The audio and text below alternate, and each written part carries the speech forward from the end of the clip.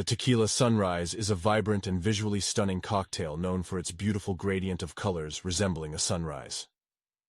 This refreshing drink is a perfect mix of sweet, tangy, and smooth flavors. You will need the following ingredients: 2 ounces of tequila. Use a good quality silver or blanco tequila for a clean and crisp taste. 4 ounces of orange juice. Freshly squeezed orange juice is ideal for a vibrant and natural flavor. Half an ounce of grenadine. Grenadine is a sweet, pomegranate-flavored syrup that gives the drink its signature sunrise effect. For equipment you will need highball glass, jigger, bar spoon. Here are the instructions. Fill a highball glass with ice. Measure and pour the tequila over the ice. Slowly add the orange juice, letting it mix naturally with the tequila. Tilt the glass slightly and carefully pour the grenadine down the side of the glass. It will sink and gradually rise, creating the sunrise effect.